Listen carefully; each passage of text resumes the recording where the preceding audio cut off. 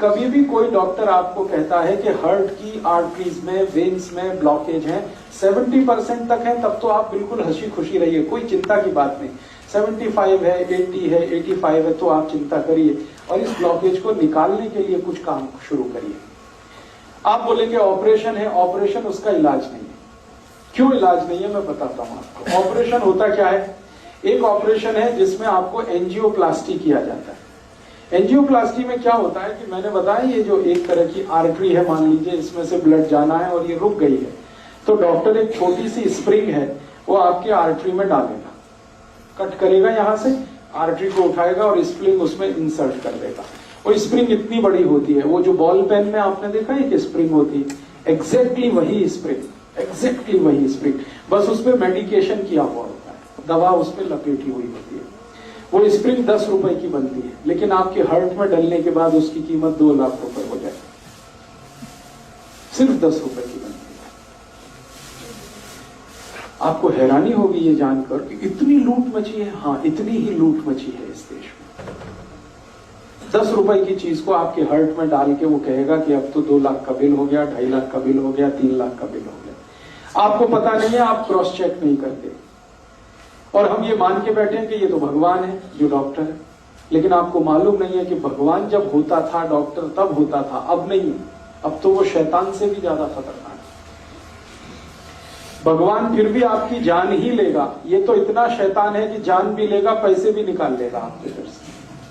हाँ, ये तो शैतान से भी ज्यादा खतरनाक। इसलिए मैं आपको थोड़ा अवेयर करना चाहता हूं कि हार्ट की प्रॉब्लम लेके कभी भी किसी डॉक्टर के पास आप जाएं और कोई डॉक्टर आपको ये कह दे कि आपका कोलेस्ट्रॉल बढ़ गया, इसके कारण ब्लॉकेज आ गया है, या ट्राइग्लिसराइड बढ़ गया, इसके कारण ब्लॉकेज आ गया है, तो आप बिल्कुल मत घबराइए जब तक आप अपनी रिपोर्ट नहीं देख लेते कि इसमें कितना % है। अगर 70 या 70 से नीचे है तब तो चिंता करने की बात ही नहीं। घर आइए, आराम से सोइए, खाइए पीजिए। 70+ है तो जरूर थोड़ी चिंता की बात है, लेकिन उस चिंता को दूर करने के लिए कुछ उपाय हैं जो मैं आपको बताना चाहता हूं। ऑपरेशन उसका उपाय नहीं है। क्यों? मान लीजिए उसने एक आर्टरी को कट किया और एक स्प्रिंग डाल दिया। स्प्रिंग मैंने कहा इतनी सी है, इतनी सी स्प्रिंग यहां आ गई, ठीक है। अब ये स्प्रिंग डाल दी तो इसमें होगा क्या कि आर्टरी का थोड़ा एक्सपेंशन हो गया, तो खून ज्यादा जाने लगेगा। 1-2 दिन आपको बहुत रिलीफ लगेगा, लेकिन आगे और पीछे जहां स्प्रिंग है ना, उसके आगे और उसके पीछे वहां फिर जमा हो जाएगा क्या? कचरा, कीचड़, कोलेस्ट्रॉल फिर जमा हो गया, तो फिर तकलीफ आएगी आपको। फिर दोबारा आप डॉक्टर के पास जाएंगे, फिर कहेगा आपको एक और एंजियोप्लास्टी कराना पड़ेगा। तो जहां पे उसने स्प्रिंग डाला था उसके आगे पीछे और एक डाल देगा, फिर आपका 2-2.5 लाख का खर्चा। फिर उसमें क्या होगा, जहां स्प्रिंग पड़ गई वहां से तो ब्लड निकल गया, फिर उसके आगे और पीछे फिर वही समस्या। मतलब सीधा सा ये है कि ब्लॉकेज होने की टेंडेंसी जब तक आपके ब्लड में रहेगी तब तक ये होता ही रहेगा, आप चाहे कितनी एंजियोप्लास्टी करा दीजिए। और एक आर्टरी में 2 या 3 से ज्यादा एंजियोप्लास्टी हो नहीं पाती क्योंकि वो बहुत वीक हो जाती है। तब डॉक्टर आखिर में कहता आप बाईपास सर्जरी करा लो। बाईपास सर्जरी में क्या होगा, जो आर्टरी है उसके पैरेलल एक दूसरी आर्टरी लगाएगा और इसको बंद कर देगा। लेकिन अगर ब्लॉकेज की टेंडेंसी उसमें भी बनी हुई है तो थोड़े दिन में उसमें भी ब्लॉकेज आ जाएगा। कीचड़ भरने की अगर नाली में टेंडेंसी है तो नाली कितनी भी नहीं बनाते रहो, कीचड़ भरने ही वाला है। आप कुछ ऐसी व्यवस्था करो कि पानी के साथ नाली में कीचड़ ही ना जाए,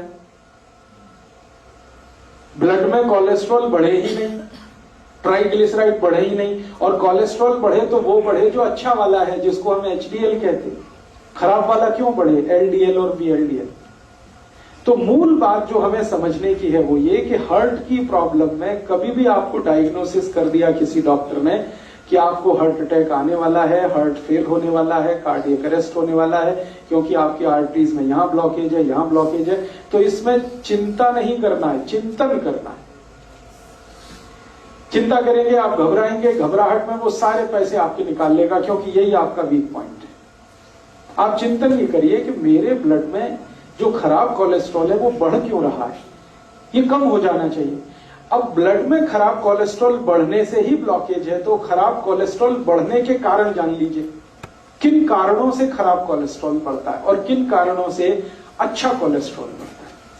जिंदगी में जितने भी लोग डालडा खाते हैं, डालडा आप समझते हैं, वेजिटेबल ऑयल, ये डालडा सबसे खराब वस्तु है जो खराब कोलेस्ट्रॉल को बढ़ाती है। खराब कोलेस्ट्रॉल मैंने फिर बोला, एलडीएल और वीएलडीएल। एलडीएल और वीएलडीएल आपके खून में सबसे ज्यादा तब बढ़ता है जब आप डालडा खाते हैं और रिफाइंड ऑयल खाते हैं और डबल रिफाइंड ऑयल खाते हैं, ट्रिपल रिफाइंड ऑयल खाते हैं। तो refined oil, double refined oil, triple refined oil, Dalda, ये 4 नाम हमेशा याद रखिए जो सबसे खतरनाक है आपकी जिंदगी के लिए। इनसे जुड़े हुए अगर प्रोडक्ट आपके घर में हैं, डालडा या डालडा का कोई भी प्रोडक्ट, XYZ ब्रांड नेम से आ सकता है। रिफाइंड ऑयल का कोई भी प्रोडक्ट XYZ नेम से आ सकता है। वो रुचि हो सकता है, वो सोया हो सकता है, वो गगन हो सकता है, वो पता नहीं क्या क्या नाम से हो सकता है। ये सब वो प्रोडक्ट हैं जो आपके शरीर में खराब कोलेस्ट्रॉल का निर्माण करते हैं। खराब माने एलडीएल और वीएलडीएल, उसके कारण आपको ब्लॉकेज। तो क्या करना चाहिए? इमीडिएट आपको फैसला करना चाहिए कि भाई हमारे घर में डालडा नहीं आएगा, हमारे घर में कोलेस्ट्रॉल खराब बढ़ाने वाला कोई भी प्रोडक्ट नहीं आएगा। तो डालडा हटा दीजिए, अपने भोजन से डालडा निकाल दीजिए और रिफाइंड ऑयल भी निकाल दीजिए, डबल रिफाइंड भी ऑयल निकाल दीजिए। तो रिफाइंड और डबल रिफाइंड और डालडा निकालते ही आपका कोलेस्ट्रॉल घटना शुरू हो जाए, इमीडिएट। और अगर आप चाहें तो 3 महीने ऐसा खाना खा के देख लीजिए जिसमें डालडा की 1 बूंद भी ना डाली गई हो और रिफाइंड और डबल रिफाइंड ऑयल ना इस्तेमाल किया गया हो। 3 महीने में वो डॉक्टर ही कह देगा अरे आपका तो बहुत कम हो गया एलडीएल और वीएलडीएल। तो कारण आपको पता होना चाहिए। कारण सबसे बड़ा जो है बैड कोलेस्ट्रॉल, खराब कोलेस्ट्रॉल जो हार्ट अटैक लाता है, कार्डियक अरेस्ट लाता है, उसको लाने वाला जो प्रोडक्ट है, जो वस्तु है आपके रसोई में, वो डालडा है, रिफाइंड ऑयल है, डबल रिफाइंड ऑयल। अब आप उल्टा कहेंगे कि डॉक्टर तो सब बोलते हैं रिफाइंड ऑयल खाओ, हार्ट की प्रॉब्लम से बचना है तो डबल रिफाइंड खाओ और अच्छा है। डॉक्टर इसलिए बोलते हैं कि उनका आपस में एक दूसरे के साथ जबरदस्त कनेक्शन है। रिफाइंड और डबल रिफाइंड ऑयल बेचने वाली कंपनियों का डॉक्टरों के साथ कनेक्शन है। डॉक्टर उनका जितना भी प्रिस्क्रिप्शन करेंगे, कंपनियों का धंधा चलेगा, कंपनियों का धंधा चलेगा तो डॉक्टरों का भी धंधा चलेगा। लोग जितना ज्यादा रिफाइंड और डबल रिफाइंड खाएंगे उतना हार्ट अटैक आएगा, उतना हार्ट अटैक आएगा तो डॉक्टरों की भी चांदी है, कंपनियों की भी चांदी है। इसलिए आप विज्ञापन देखकर टेलीविजन पर कभी भी जिंदगी के बारे में फैसला मत करिए।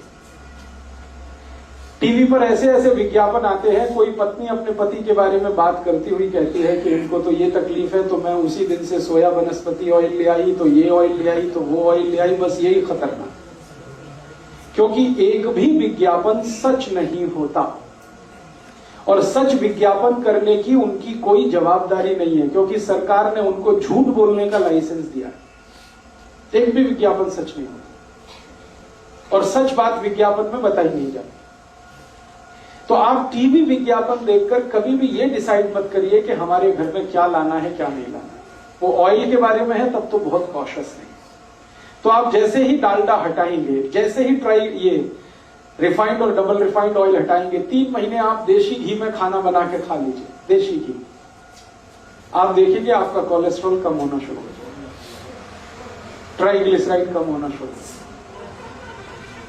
अब ये महत्व की बात है जो आपने कहा वो भी नकली है, तो असली बना लीजिए घर में। दूध आपके पास आता है, दही बना लीजिए, उसमें से मक्खन निकाल लीजिए, मक्खन को गर्म करके घी बना लीजिए, वो आपके घर में ही है। मेरा कहने का मतलब ये है कि आप घी के लिए देशी घी जितना ज्यादा खाएंगे बैड कोलेस्ट्रॉल उतना कम बनेगा, डालडा जितना खाएंगे बैड कोलेस्ट्रॉल उतना ज्यादा बनेगा, रिफाइंड और डबल रिफाइंड खाएंगे और ज्यादा। तो पहली बात अपने जीवन में याद रखिए कि हार्ट से जुड़ी हुई किसी भी प्रॉब्लम में तेल तुरंत बदल दीजिए। फिर आप बोलेंगे अच्छा डालडा छोड़ दिया, तो डालडा छोड़ के घी पे आ जाइए। और घी में मैं आपसे कह चुका हूं कि गाय का हो तो बहुत अच्छा है। गाय का घी जिस पर 12 साल मैंने रिसर्च किया है, 1 ग्राम भी कोलेस्ट्रॉल नहीं बढ़ने देता। गाय के घी में ऐसी तासीर है। हाँ मैं बताता हूं, 1 मिनट।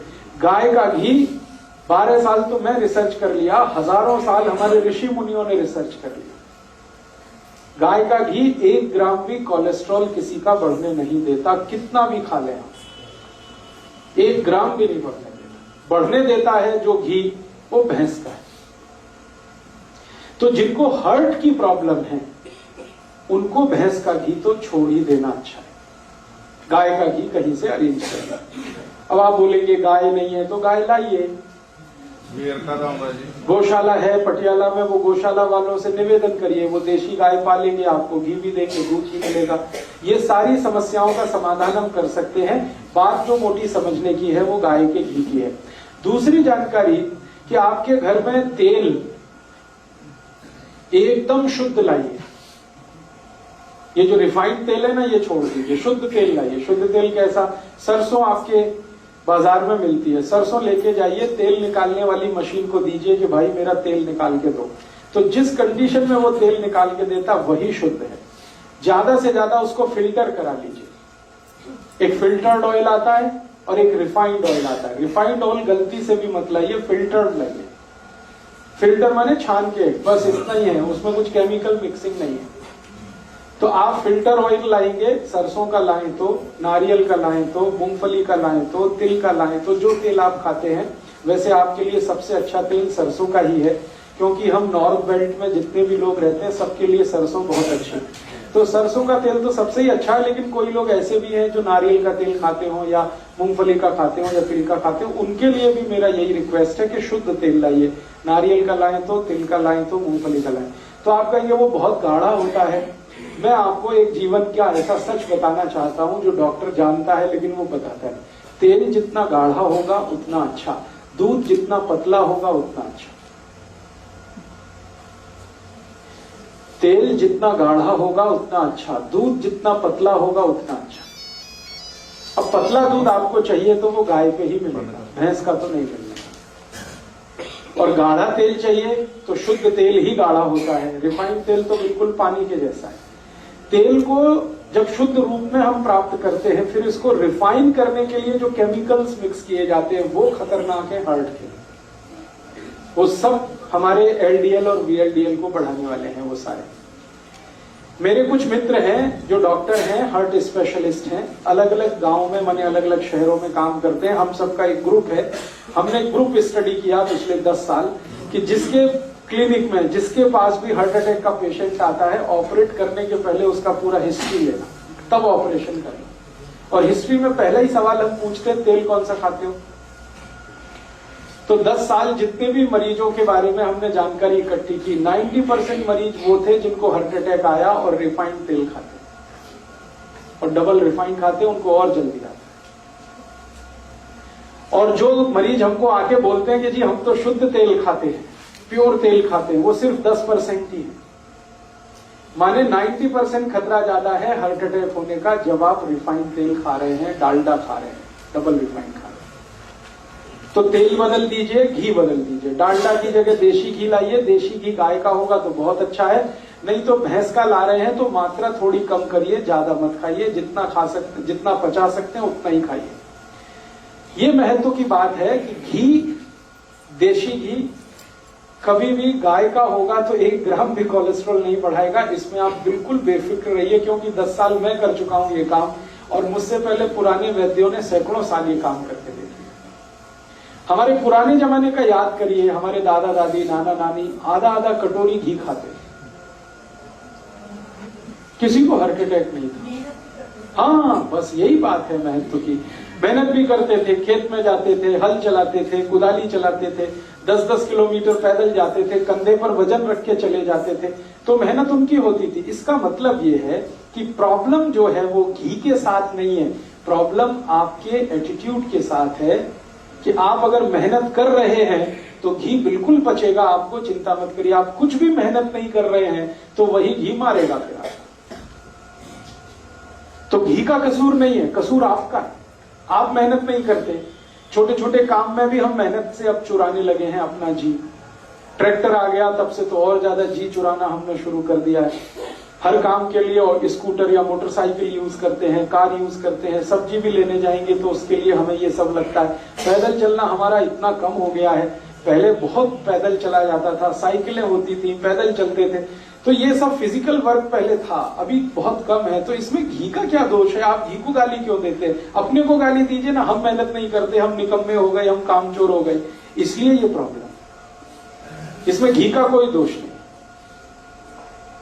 घी का दोष तब आएगा जब आप मेहनत भी करें और उसके बाद भी आपका कोलेस्ट्रॉल बढ़े तब, लेकिन ऐसा कभी हुआ नहीं आज तक। मेहनत करने वालों को घी बहुत अच्छे से डाइजेस्ट होता है। तो इसलिए आप घी तो रखिए, देशी घी अपने घर में, रसोई में।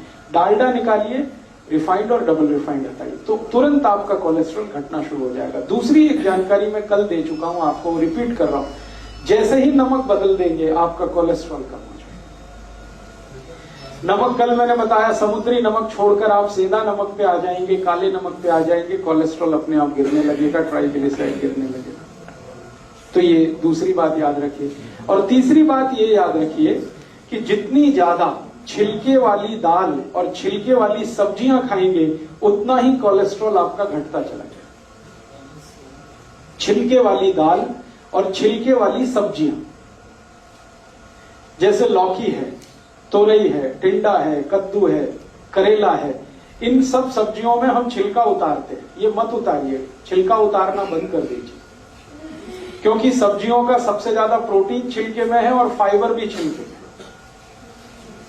तो आप छिलके वाली सब्जियां खाइए। जिनको भी हार्ट की प्रॉब्लम है, ये सब बात उनके लिए हो रही है, सब के सब छिलके वाली सब्जियां खाएं। आलू भी छिलके के साथ खाएं तो अच्छा है, आलू का भी छिलका ना होता है। तो आप कहेंगे फिर स्वाद नहीं लगेगा, लगेगा। आलू को उबालें और उबालकर सब्जी में डालें, छिलका ना उतारें तो भी स्वाद लगे। तो आलू है, गोभी है, पत्ता गोभी है, या तो पत्ता गोभी और गोभी का जो छिलका समझते हैं, वो जो डंठल होते हैं, छोटे छोटे पीस काट के आपकी सब्जी में रखिए। उनको बहुत काम की चीज है, जो आप निकाल देते हैं वो बहुत काम की चीज है। करेले का छिलका कभी मत उतारिए, लौकी का मत उतारिए, तोरई का मत उतारिए, कद्दू का मत उतारिए। ज्यादातर सब्जियां छिलके वाली खाना शुरू कर दीजिए, कोलेस्ट्रॉल अपने आप घटने लगेगा, खराब होगा। हाँ, मैं आपको वो भी बता दूंगा, आप उसकी चिंता मत करिए।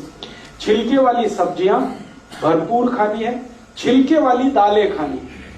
मूंग की दाल खानी है तो छिलके वाली, उड़द की दाल खानी है तो छिलके वाली, माँ की दाल खानी है तो उस पर छिलका रहे, अरहर की दाल में छिलका, माने बिना पॉलिश की हुई दाल छिलके वाली।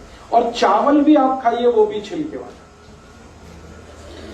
चावल एक आता है छिलके वाला, एक बिना छिलके वाला। जो छिलके वाला चावल है वो रेड कलर का होता है, हल्के से लाल रंग का होता है, उस पर पॉलिश नहीं होती। तो बिना पॉलिश किया हुआ चावल खाइए, बिना पॉलिश की हुई दाल खाइए। हाँ, पकेगा। कैसे पकेगा, तरीका मैं बता देता हूँ। हाँ, ब्राउन राइस, ब्राउन राइस जिसको आप कहते हैं, वो छिलके सहित होता है, इसलिए ब्राउन है। वो बहुत अच्छे से पकता है। कैसे पकता है? चावल को पकाते समय थोड़ा 2 बूंद घी डाल दीजिए, बहुत अच्छे से पकता है, बहुत अच्छे से पकता है। या चावल पकाते समय थोड़ा नींबू निचोड़ दीजिए उसमें, बहुत अच्छे से पकता है। एक एक दाना उसका खिला अलग रहता है।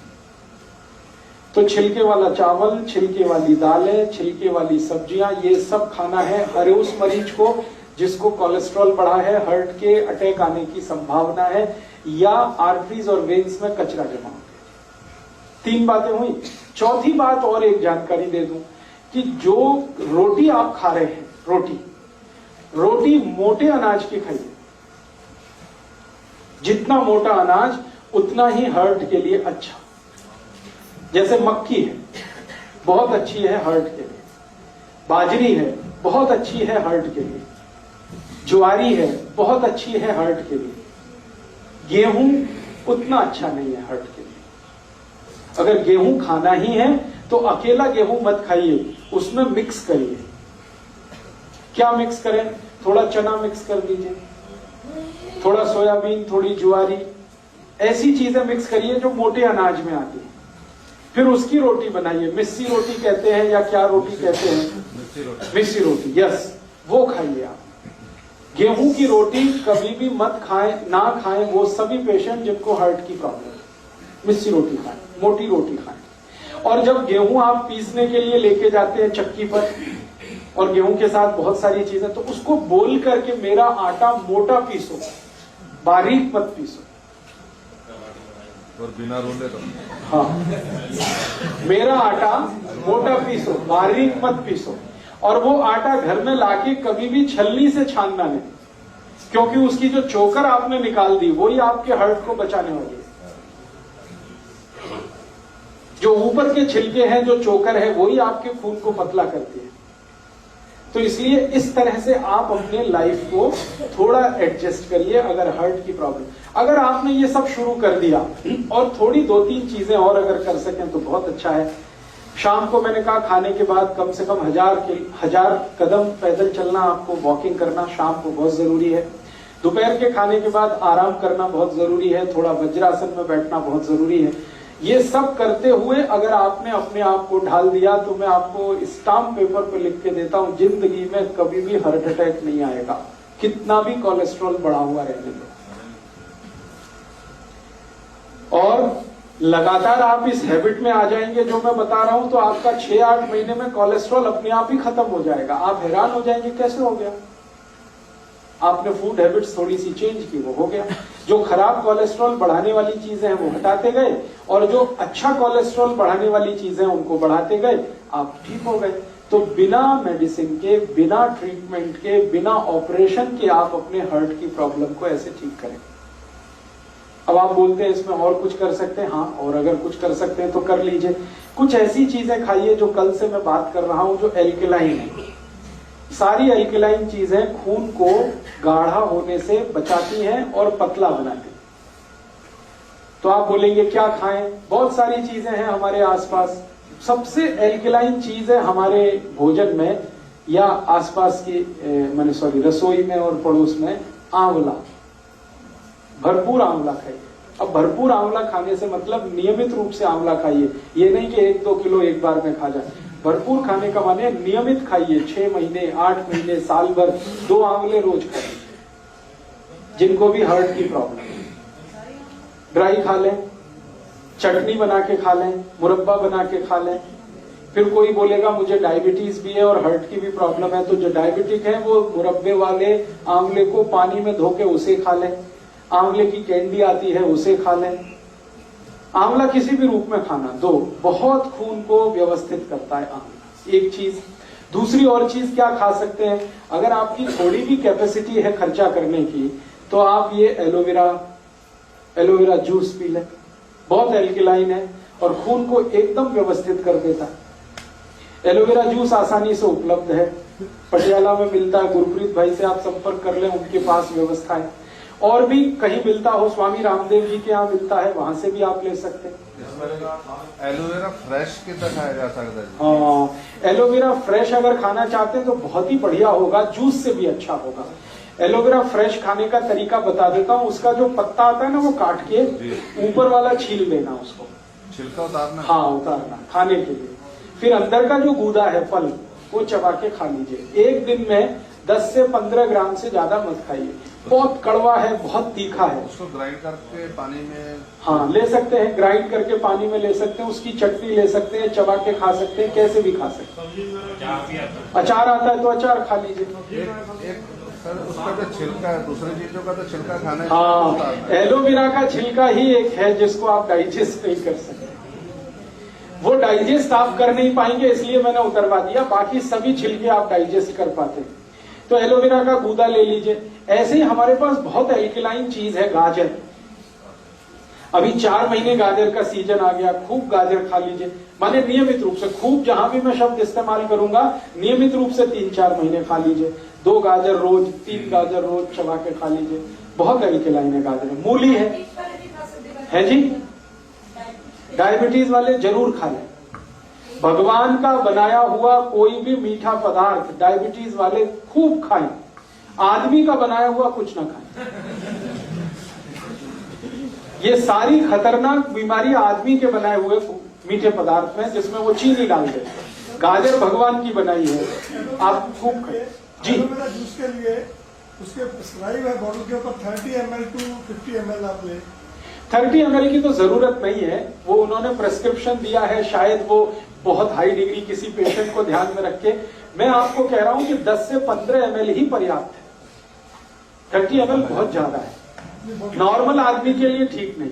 वो बॉटल पे इसलिए भी लिखा गया है कि बिके, सब जगह बेचने का प्रॉब्लम आ गया ना। तो आपको तो मैं बता रहा हूं उस हिसाब से कि न्यूनतम दवा लेके या बिना किसी दवा के आप अपनी जिंदगी को कैसे मैनेज कर सकते। तो एल्कलाइन चीजें हैं, गाजर है, आंवला है, टमाटर है, पत्ता गोभी है, फिर बंद गोभी है, फिर ये आपके पास मूली है, फिर चौलाई है, फिर सरसों है जो आजकल साग के रूप में, ये सब एल्कलाइन है, सब हार्ट के लिए टॉनिक है ये सब। तो इन चीजों का इस्तेमाल करते हुए भोजन में देशी घी या तो शुद्ध तेल का इस्तेमाल करते हुए, नमक बदलते हुए आप चल पड़िए जिंदगी के रास्ते पर। एक बार अगर अटैक आ चुका है पुराने किसी समय में, दोबारा कभी नहीं आएगा। और जो भी ब्लॉकेज है वो बिना किसी दवा के अपने आप ही निकल जाएगा, क्योंकि बॉडी में ब्लॉकेज बनाने की टेंडेंसी है तो निकालने की भी टेंडेंसी है। दवा खाने की इसके लिए जरूरत नहीं है, मेडिसिन की इसके लिए बिल्कुल जरूरत नहीं है। अब एक आखिरी बात बता देता हूं, इमरजेंसी आ जाए, मान लो इमरजेंसी। इमरजेंसी क्या होती है? आपने जैसा मैंने कहा वैसे सब मैनेज किया, ठीक है, और शायद कोलेस्ट्रॉल आपका इतना बढ़ा हुआ हो कि ब्लॉकेज 99% पहुंच गया हो।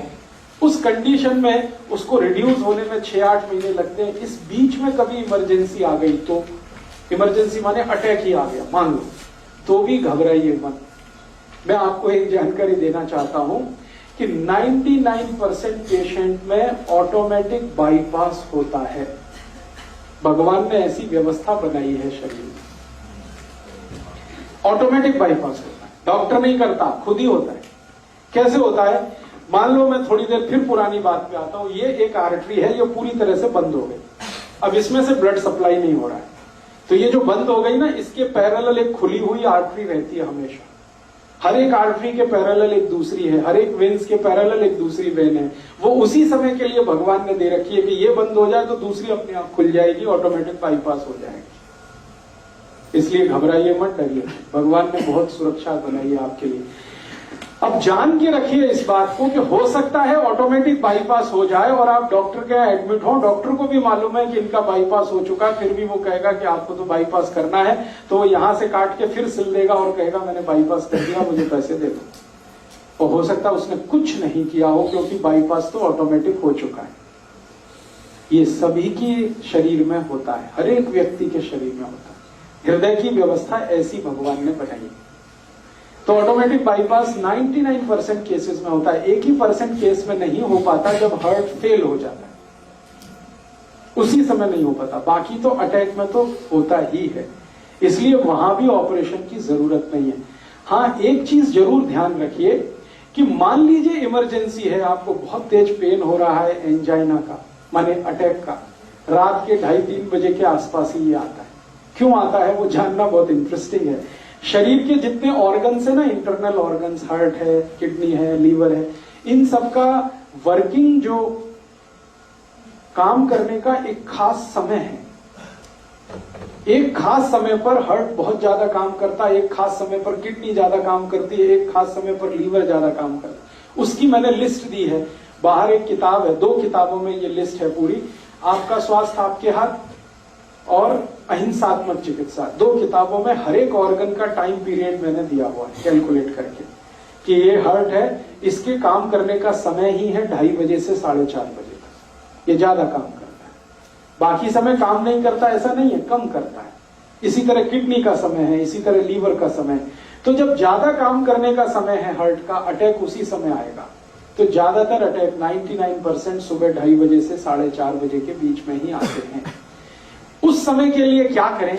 बहुत तेज पेन होगा, बहुत तेज तकलीफ आएगी, तो मैं आपको एक दवा का नाम बताता हूं, वो सब नोट करके रखें। ये रामबाण दवा है, बहुत सस्ती आती है, होम्योपैथी की दुकान में ये मिलेगी। इस दवा को आप इस्तेमाल करें जैसे सॉर्बिट्रेट इस्तेमाल करते हैं। सॉर्बिट्रेट के बारे में आप जानते हैं, गोली है जो जीभ के नीचे डॉक्टर कहता है रख लो। ये एक दवा ऐसी ही है होम्योपैथी में, वो बिल्कुल ऐसे ही काम करती है, आपको मरने से तो बचा ही लेगी। उस दवा का नाम है एकोनाइट, ACONITE, ACONITE, ACONITE, एकोनाइट। इसके आगे एक नंबर लिखना पड़ेगा, नंबर नहीं मिलेगी, 200 लिख दीजिए। एकोनाइट 200, ये लिक्विड फॉर्म में 5 मिलीलीटर की शीशी खरीद के रखिए, 10 रुपए की आती है, और उतनी शीशी से 100 लोगों की जिंदगी आप बचा सकते हैं। क्या करना है इसको, जब बहुत तेज एंजाइना का पेन है, हार्ट एरिया में, हार्ट रीजन में बहुत तेज पेन हो रहा है, इस दवा की एक बूंद जीभ पे डाल दीजिए पेशेंट की, एक ही बूंद। 5-7 मिनट में ही वो कहेगा हाँ बहुत रिलीफ हो गया, ठीक है।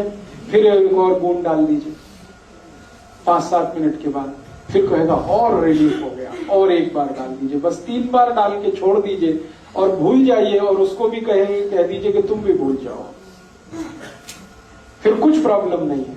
डॉक्टर के पास भी जाने की जरूरत नहीं है, एंजियोग्राफी भी कराने की जरूरत नहीं है। अगर आप कराना चाहें तो पैसे ही खर्च होने वाले हैं आपके, और कुछ उससे ज्यादा नहीं निकलेगा।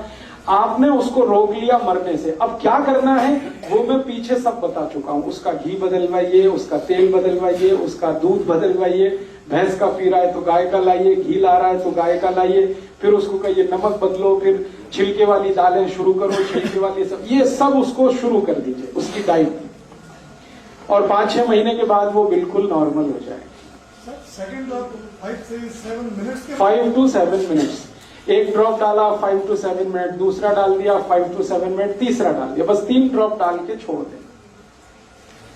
ये एक छोटी सी जानकारी मैंने आपको हार्ट और हार्ट से होने वाली प्रॉब्लम्स के बारे में दी है। अब एक आखिरी जानकारी और दे देता हूं कि हमारी रसोई घर में एक बहुत अच्छी मेडिसिन है जो इन सब काम को बड़े आसानी से करती है। हार्ट में अगर ब्लॉकेज आ गया तो उसको निकालेगी, कोलेस्ट्रॉल बढ़ गया है तो उसको घटाएगी, कचरा जमा हो गया खून में तो उसको साफ करेगी। उस मेडिसिन का नाम है मेथी दाना। मेथी दाना बारीक, ये जो मेथी दाना है पीला पीला होता है, खाने के बाद देखेंगे तो बहुत कसेला होता है, कड़वा होता है। ये बहुत अच्छा टॉनिक है हार्ट के लिए। मेथी दाना नियमित रूप से हर उस पेशेंट को देना है जिसको अटैक आने की संभावना है या आ चुका है। एकोनाइट तो दे ही दिया, वो तो उस समय के लिए बच गया, भगवान की दुआ हो गई उसके ऊपर, ऐसा समझ लो। हाँ, जो बारीक होता है वो काम का है, जो बड़ा वाला है वो अचार के काम का है।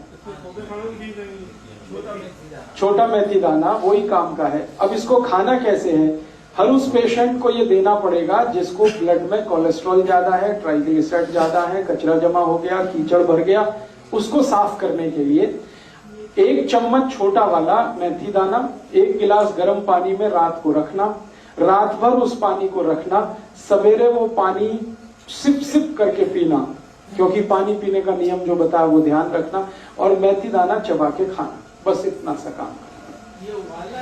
नहीं, बिल्कुल नहीं।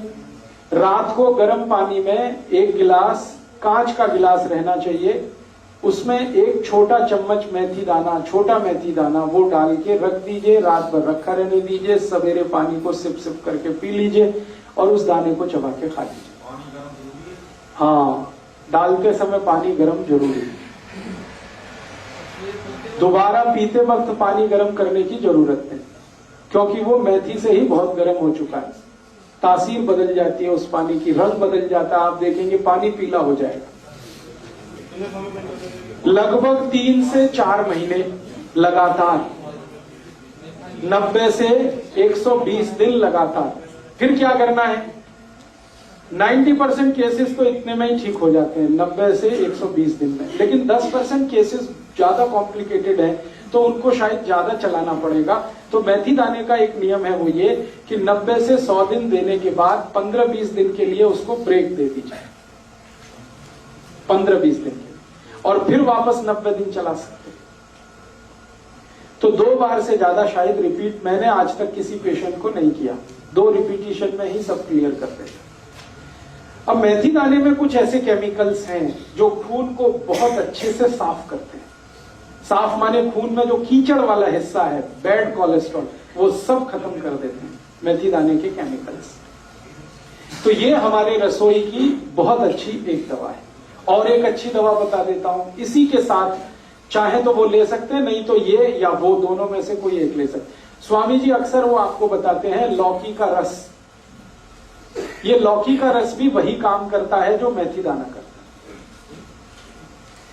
लौकी का रस आप जानते हैं, छिलका नहीं उतारना, लौकी के छोटे टुकड़े करके कद्दूकस में पीस के उसमें या मिक्सर में पीस के रस निकाल लेना। उस रस में तुलसी पत्ता, धनिया पत्ता और पुदीना पत्ता, ये कम से कम 5 से 10 तीनों, 5 पत्ते धनिया, 5 पत्ता पुदीना, 5 पत्ता तुलसी, या 10 पत्ते धनिया, 10 पत्ता पुदीना, 10 पत्ते तुलसी, ये तीनों मिक्स करके चटनी बना के, चटनी माने उसमें कुछ मिलाना नहीं, खाली पीसना, पीस के उसको रस में मिलाना, लौकी के रस में।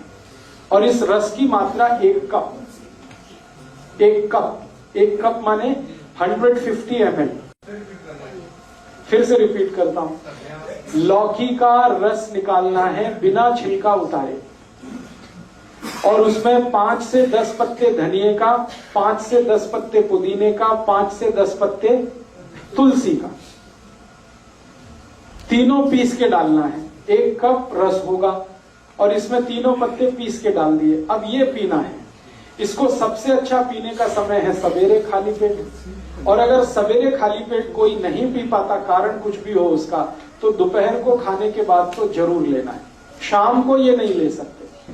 सवेरे तो खाली पेट पानी भी पीना जी, हाँ। कितना चਿਰ बाद? तो पानी पीने के लगभग 40 मिनट बाद, 40 से 45। एलोवेरा का जूस भी है जो बनाना घर में, वो भी हाँ, उसमें और 40 मिनट जोड़ दीजिए।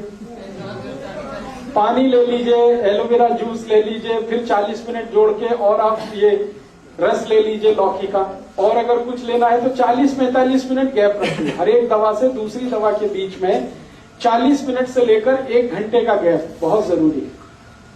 आयुर्वेद की कोई भी दवा खाने के इमीडिएट बाद ले सकते हैं। अब आप पूछेंगे खाने के इमीडिएट बाद तो लस्सी पीनी है, तो लस्सी पी लीजिए, फिर 40 मिनट बाद ले लीजिए। खाने के इमीडिएट बाद लेंगे, उसके आगे नहीं जा सकते, माने लंच टाइम तक आपको ये पी लेना है। शाम का समय इसके लिए अच्छा नहीं है। खाने तो बाद जी लस्सी है जो दही आवी या रड़के आवी मक्खन निकाल के। जिनको हार्ट की प्रॉब्लम नहीं है वो मक्खन ना निकाले, और जिनको हार्ट की प्रॉब्लम है वो मक्खन निकाल के। तो ये एक दवा मैंने बता दी। एक दवा हो गई मेथी दाना। हाँ, हमेशा। हाँ, पहले या पानी, फिर एलोवेरा लेना है तो एलोवेरा, आंवला लेना है तो उसी के साथ एलोवेरा के साथ, फिर 40 मिनट 1 घंटे के बाद मेथी लेना है। इस तरह से आप शेड्यूल करिए। हर चीज का एक शेड्यूल। एक याद रखिए, लिक्विड चीज सबसे पहले, सॉलिड चीज उसके बाद। अब मेथी दाने में कुछ तो सॉलिड पार्ट है और एलोवेरा जूस में कुछ भी सॉलिड नहीं है, तो पहले लिक्विड बाद में सॉलिड, सवेरे का ये नियम। और एक दो जब दवाएं बता देता हूं इसी तरह की जो काम में आएंगी हार्ट के लिए। आपको अपने ही रसोई में इसी तरह की और एक बहुत अच्छी दवा है, अर्जुन की छाल। वो भी बहुत एल्कलाइन है।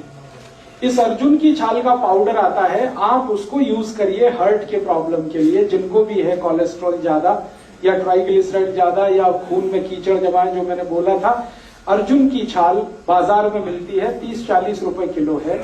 इसमें शहद मिला के, शहद नहीं मिला सकते तो गुनगुने पानी में मिला के, है जी, 100 रुपए किलो। तब तो आपको ठग लिया किसी ने। अगर आप उसको थोक बाजार से खरीदेंगे 30 से 40 रुपए किलो से ज्यादा भाव नहीं है उसका पूरे भारत। 100 ग्राम का पैकेट 10 रुपए का। आप थोक में खरीद लीजिए ना, मैं कह रहा हूं मार्केट थोक में जाइए, 30 से 40 रुपए किलो से ज्यादा भाव ही नहीं है उसका। तो आप जो है अर्जुन की छाल का पाउडर, इसको भी इस्तेमाल कर सकते हैं हार्ट पेशेंट के लिए। ये भी बहुत एल्कलाइन है। और एक दो चीजें बताता हूं जो इसी तरह से एल्कलाइन है और हार्ट के लिए बहुत। पाउडर ही लेना अर्जुन की छाल। शहद लेना है, शहद नहीं है तो गुनगुने पानी में मिला के लेना है। हाँ, क्वांटिटी माफ करिए, भूल गया। कभी भी लेना है अर्जुन की छाल का पाउडर एक बार में तो आधा टी स्पून, 1 टेबल स्पून है 1 टी स्पून आधा, इतना ही लेना है एक बार में, एक दिन में। फिर दूसरे दिन लेना है, फिर उतना ही। 3 महीने लगातार आप इसे भी ले सकते हैं अर्जुन की छाल। और माफ करिएगा, ये जितनी चीजें बता रहा हूं ये सब ऑल्टरनेटिव के रूप में बता रहा हूं, एक साथ सब मत ले लेना। मैं आपको बता रहा हूं कि इतने ऑप्शंस आपके पास हैं। आपके पास लौकी है, आपके पास मेथी दाना है, आपके पास अर्जुन की छाल है, आपके पास आंवला है, आपके पास एलोवेरा है। इतने ऑप्शंस भगवान ने दिए हैं आपको। ये सभी ऑप्शनल और ऑल्टरनेटिव हैं। ये एक दूसरे के कॉम्प्लीमेंट्री नहीं है। ध्यान रखना कि इसके साथ ये ले लें, इसके साथ। कुछ लोगों को लगेगा जल्दी ठीक होना है तो सब ले लो एक साथ, तो उल्टा हो जाएगा। हाँ, इसलिए जितने पॉइंट्स मैं बता रहा हूं, या तो ये या तो ये या तो ये, और इसलिए ज्यादा बता रहा हूं कि आपको इस बात का आइडिया हो कि हम कितने रिच हैं। भारत कितना रिच है कि खाली रसोई में हार्ट को ट्रीट करने की कम से कम 20 दवाएं हैं जो दुनिया के किसी किचन में नहीं, वो हमारे यहां। तो हमारी रिचनेस का पता चले। और दूसरा, हमारे पुराने बुजुर्ग दादा दादी नाना नानी जो कहते रहे हैं उस पर आपका भरोसा बढ़े, इसलिए ये सब इतनी बता रहा हूं। वरना एक बता के मैं छोड़ देता कि इतना ही काफी।